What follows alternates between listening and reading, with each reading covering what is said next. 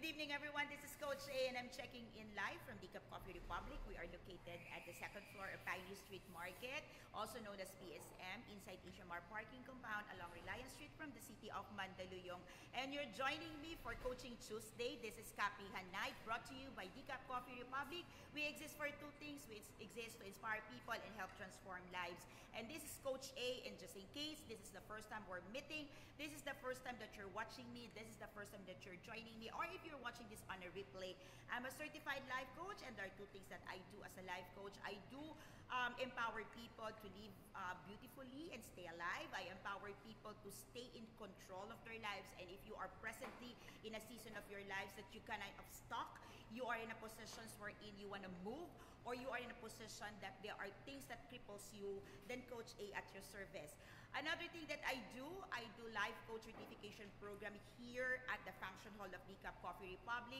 I represent the Life Coach Training Institute that is based in Dallas, Texas, USA. So hello, Master Coach Kendra, if you're watching. Good evening from the Philippines. Good morning, US. Okay, so if you are in a season of your life that you believe you are right, you are ready to embark on a journey to professionalize what you love to do, which many of us love to help people transform. We want people to be in a better position. Maybe you are right now in a stage of life where you're thinking, is there more to life? I invite you to look into the life coaching profession. You can come over, check it out, what we do in this place, or you can message Coach Rizel 0917-586-1661 to know more about life coaching. You can also check my page, Coach A. You can also look into Life Coach Philippines. You can also check Life Coach, Coach A coaching pages for you to be part of our growing community of certified life coaches. For tonight, you're joining me for one of a topic that is very common because it's Love Month, it's Pag-ibig Month, but I believe this topic is something that we should be talking really every day of our lives, because most of the people with us, should it really hurt when we love people? Okay, should it really hurt when we're in love? In fact, we're talking about not only romantic relationship for tonight, we're talking about relationship that matters to you, relationship that takes sacrifices, relationship that giving a toil, giving you some not beautiful feeling, but you know it's love and you are deciding to stay in it. So if you know somebody who would be blessed by these discussions, the title of our talk for tonight is Should Love Hurt? Of course, many people would say, no, it shouldn't, but we know as well that reality bites. Many people are hurt by love. Agree? Okay, I am joined tonight by people, beautiful people on floor. I have certified life coaches in the house. I also have new guests on floor. And this is not a con sound. This is not a con sound. This is live. We're coming in live. We start the session. We start our live episode at 7:30. So just in case in one of the coming Tuesday or Thursday, you want to join us, you can come and join our live episode every Tuesday and Thursday at 7:30. Now, moving on. All right. I started asking our on-floor guests, when was the last time they got hurt by love, or they got hurt because they love the person? So if you are joining me live tonight, I want to throw the same question. When was the last time you got hurt by love? When was the last time, okay, that you feel that love hurts you? Okay. Now, a couple of things I want you to answer as we begin the talk. Okay. What does it really take, okay, to make a decision to love? Love is a decision. Would you agree? Yes. Love is not an emotion. Love is a decision. So what does it really take to make a decision to love? What does it make? What does it take to make a decision to stay in love? What does it take to make a decision to fight for love? What does it take to make a decision to win in love? And finally, what does it take to make a decision to love forever? I believe in forever. Do you? Yes. Do you? Yes. So do you have forever now? Wala pa, pero meron yan. I love it. Wala pa, pero meron yan. So, love is a decision. Okay? You make a decision to love, you make a decision to stay in love, you make a decision to fight for love, you make a decision to win in love, and finally, you make a decision to love forever. So that's going to be the 5 points that I want to take on for tonight. All right, so, all right, let me just Coach Coach Clark, okay, watching from Makati. Gerald, okay, we're missing you. And Coach Chanel, okay, great topic to begin with. Okay, Coach Chanel is in the US. This is great morning to you, Coach Chanel. Thank you for joining me for this hour. Okay, through highs and lows of love. Sino dito na in love na? Who among you here have fallen in love romantically? Fell in love romantically. You knew what love is. And you still know what love is. Alright? So, okay. So many people knew love and they will say, I don't know love now because it still hurts. So I hope we are taking off for tonight and say, yeah, I've been hurt before. I know what love is and I still know what love is until this point, even if it hurts. Alright? So, through highs and lows of love, okay, through the lessons learned, whether loving within the context of a family, okay, our biological family, through the context of friendship, to the context of professional love, to the context of marital, okay, and for many of you would say romantic love, okay. So sino naghahanap ng romantic love? Who's looking for romantic love? Who's waiting for romantic love to bloom? Who are expecting for romantic love to bloom? Okay, can I have a hand? Okay, all right. Both hands up high in the air. Okay. There are few things in life that here's to stay, but one of the few things that we know will always stay, whether it hurts or not, is always love. Do you agree with me? It might hurt you, it might give you that kind of feeling that you don't like, but again, trust me, even through the hurts, you still want to love. And through generations and generations, if you go through kahit ano pang season, whatever your season right now, whether you're Generation X, Y, Z, W, Millennials, we have the same cry and question, should love really hurt? Does it really take a painful process to fall in love, to get in love, and to stay in love? That's always been our question. Why does love needs to hurt? Okay, and some people would ask, do you know that it's love only when it hurts? Or do you know that it's love because it never hurts?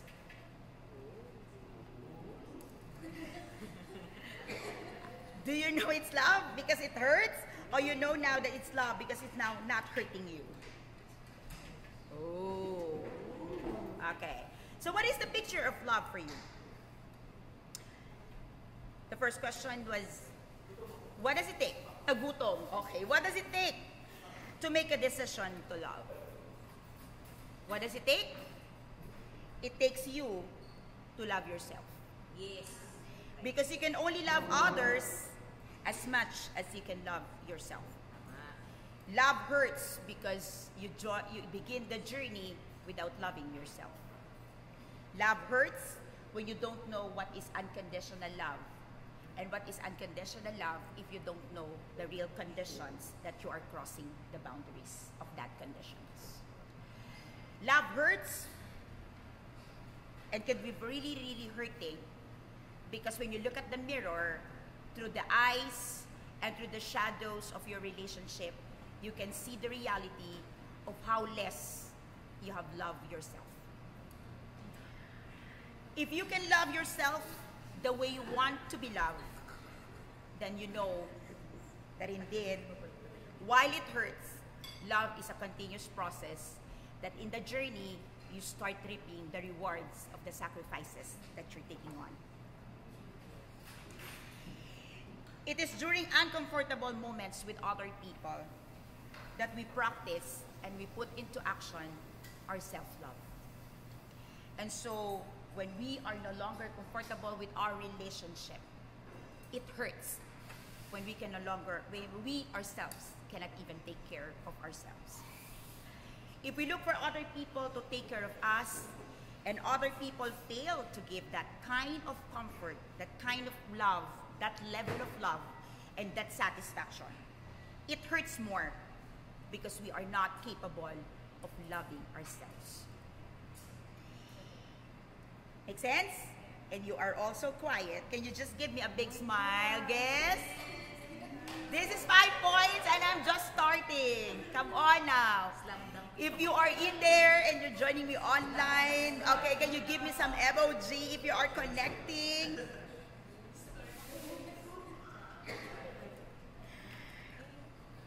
Love hurts because the moment you start feeling love for other people, trust me, you will find countless of things within you, inside of you, that needs working. Let me repeat that. Love hurts. Because the moment you feel love for other people, you start finding things inside of you that needs some working. Isn't it true? The moment that you start feeling that love, the moment you start feeling that emotions for someone else, immediately you get to look into yourself and say, there's something I need to move on and work on.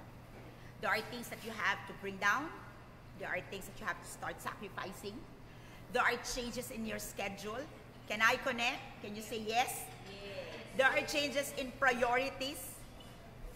There are changes in the way you do things. Even the way you dress for some people. The way you manage your affairs start to change. All right? And now it hurts because the big question is, how much do you love yourself to keep your identity intact in the midst of love? Love hurts because many of us love ourselves not enough. That when we start feeling the love for other people, we forget that we ourselves is missing that love that we need from ourselves as well. It hurts because the moment we have an object of love, we expected that person to give that kind of love, which we cannot give to ourselves. Yes? Yes? Okay, can you just give that person beside you a big tap on the shoulder? Just say, hey, stay in love.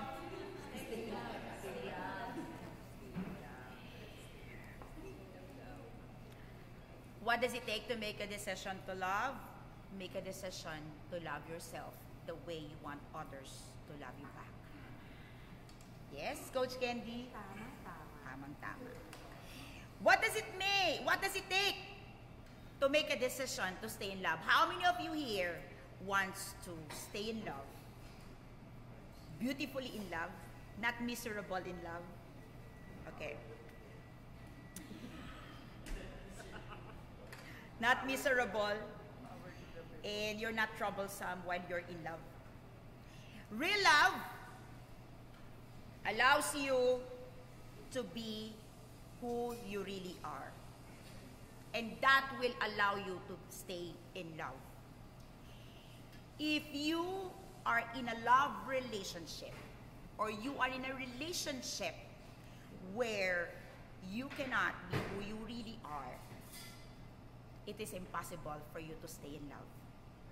Am I connecting? Love will require you to change. And while it is normal that we get the transformation that we need as we are going through the love process, it is important that whatever relationship we're having, that relationship is allowing us to be authentically us. Hashtag authentic, Coach Candy. Very right. Real love allows you to be authentically you. Authentically yourself. Authentic in every way. Real love allows you to be transformed, to go through process, to go through changes, but it will never it should never change you and become who you are not. Otherwise, if you give in to that, it is impossible for you to stay in love. You may love the feeling of being in love, but truth of the matter, you are not really in love. Feeling lang daw. Real love allows you the freedom to express yourself and grow as a human being. Would you agree? Yes. But if what you feel is just to show up with another, to show the best of you as expected by another person, then maybe it's time for you to rethink. Are you having a real relationship? Are you having an authentic relationship that will keep you in love and will make you stay in love?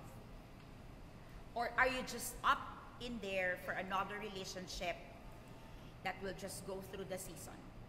After the Valentine's Day, it's gone. After the birthday, it's gone. After season of Christmas, it's gone. After all the special occasion, it's gone.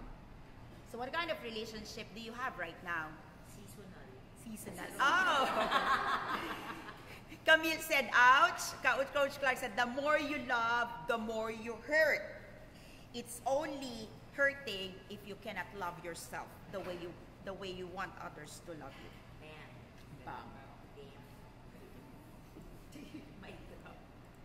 Real love allows you to be who you really are and allows you to stay in your core so that you will be developing continuously to the person whom God have called you to be and whom God designed you to be the perfect person capable of loving.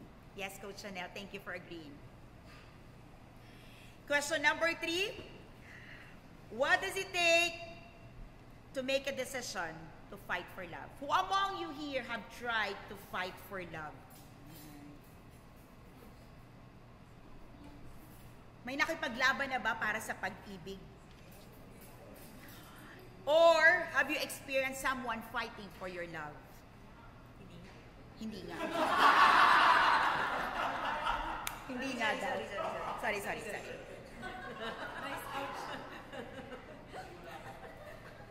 What does it take for you to make a decision to fight for love? Many people would say, real love, true love is worth a fight. Would you agree? Yes. Okay. Believe me with this. The heart, your heart, in its every bit, is as strong as your mind. And sometimes, our heart is even stronger. Yes. Many people would say, mind over matter, heart over mind, or mind over heart. When we talk about love, we know that in every bit of it, our heart is stronger than our mind. Would you agree? Yes.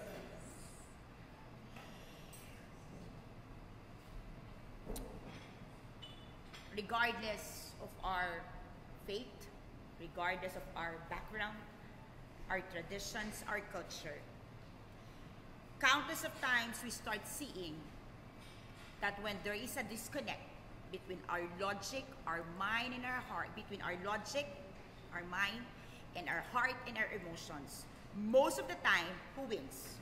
Who wins the fight? Heart talaga. It's always the heart. Countless of time. Okay, let me just read this from Coach ER. She said, fight for your core values and you'll be loved by people with the same battle. Bigat. Okay, core values, hashtag passion to profit. I love you, Coach ER. Okay. Many times people struggle with lust, with premarital sex, and everything. But trust me, it's your passion, your attractions, and all of those things that cross over, and eventually your heart will simply give in and say, I love the man and I do things even I know it is wrong. How many of you have heard that? Have heard? Have heard that? Have said. Have said? Have experienced that? But one thing I want to challenge you, as strong as your heart is, or stronger than your mind, trust me when I tell you this. Respect the power of your heart and know that it can change the course of your life. You can see things, you can experience it, you can see how the world is going through the wrong direction, but when your heart is set on the right direction, it has the power of loving yourself and respecting yourself above all the pressures of the world. Would you agree? The heart is stronger, so let it be stronger. The mind, the eyes can see what the world is doing, but set your heart stronger, which is reality stronger than this. But take courage, because with your stronger heart, you know that you can love yourself and give the respect that you truly need. And because of that, you will protect yourself above all the abuses of the world. You can breathe. Breathe in. Breathe out. Yes, Coach Rizel?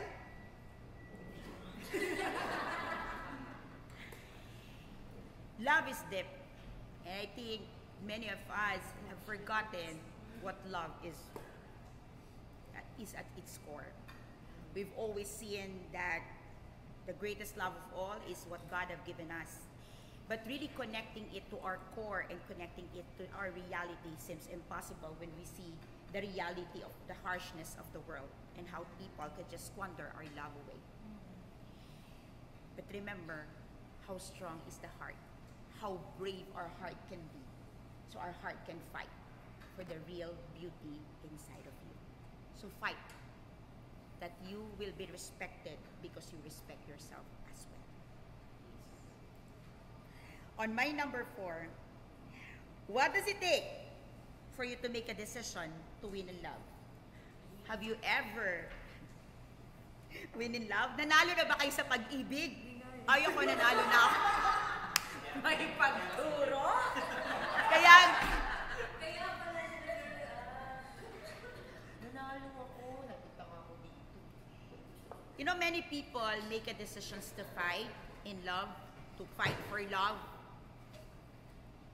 But not all people makes a decisions to win. Yeah. You just fight. But there's no decision to win. Yeah. Yes. You just want to fight. And many times you fight by fighting with your partner. It's different when you want to fight for love as against you want to win in love. Winning in love means when love bites, you can move on. When love hurts, you can stay until it stops hurting. Coach Clark, coach question, can love be learned? Love is a decision. Yeah. What does it take to make a decision to win in love?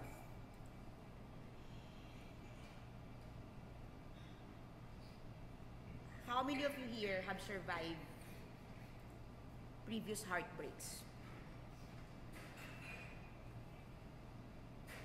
Heartbreaks? Anyone?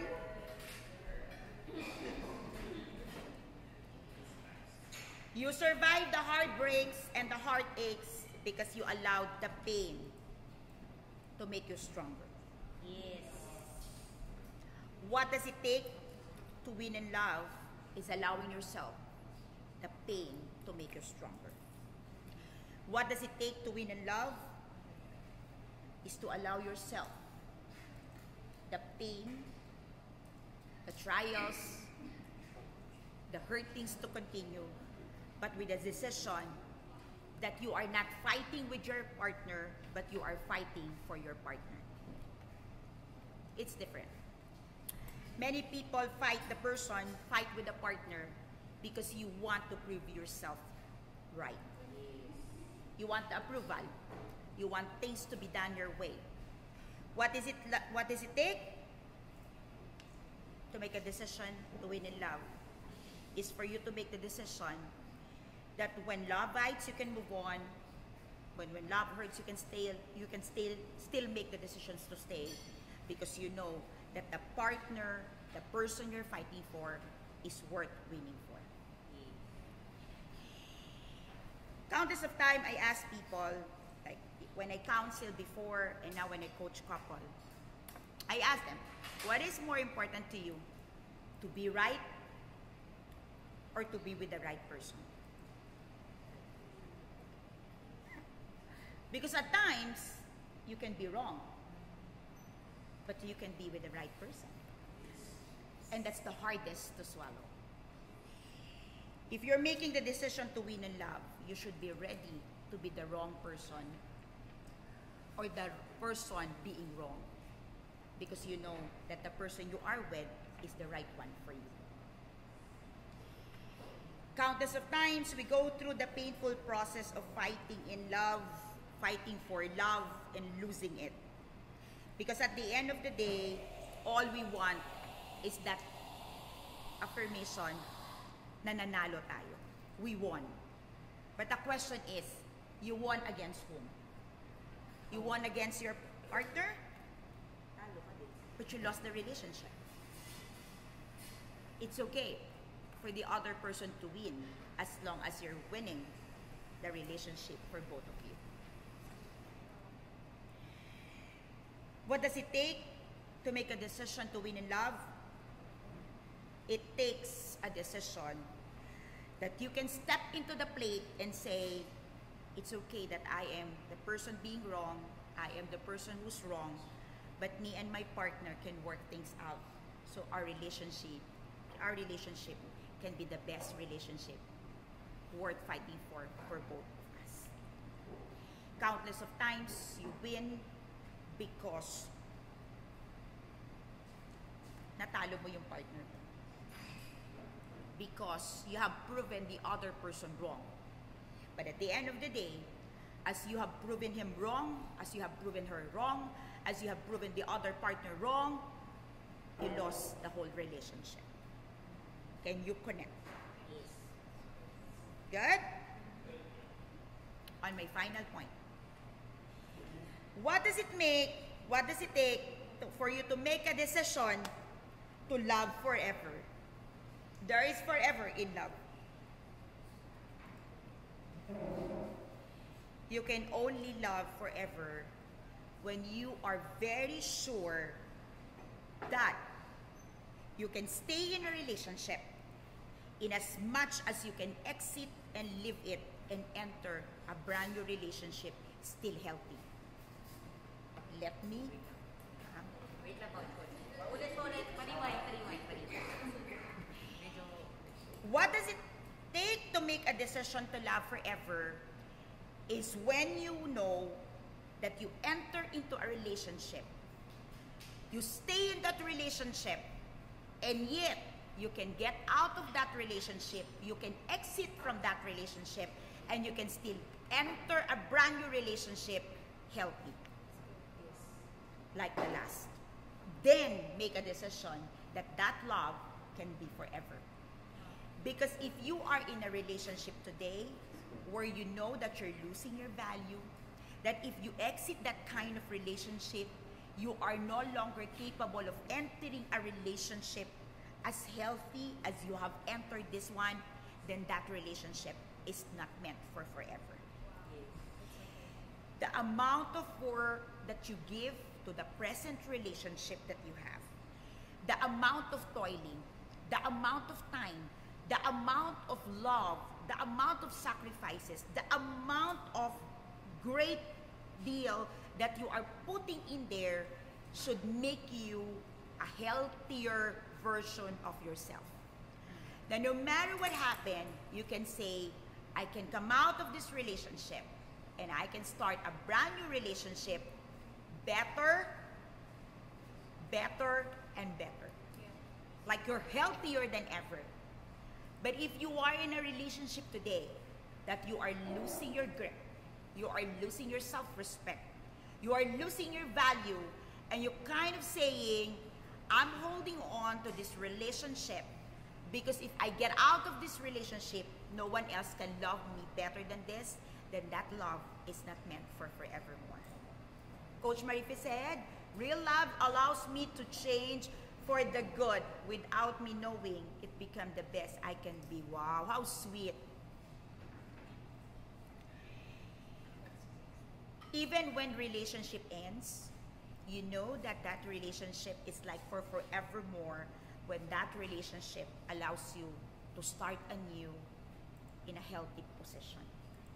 You know that the relationship is great relationship even if it ended, when you can come out healthy and you can enter a brand new relationship still healthy and still sane.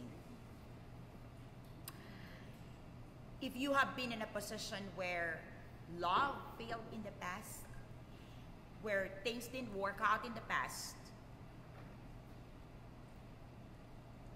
remember that you can always give love a second chance, a third chance, a fourth chance. As long as you have the ability to love, you can give love another chance. But the question remains, are you in a position to give love a chance to succeed? That whether it hurts because it takes sacrifices, that whether it's giving you a toil because there are things that you need to bring down, that even if it takes a portions of you, it's worth the fight. Because to begin with, in that relationship, you have allowed a better version of you to blossom. Should love hurts? I'd rather say love hurts because of the sacrifices you have to give. But when the sacrifices you have to give is giving you the love that you truly deserve, then it's no longer hurting, but it's really a beautiful journey with the person whom God have given you. Good night, everyone. Enjoy the evening.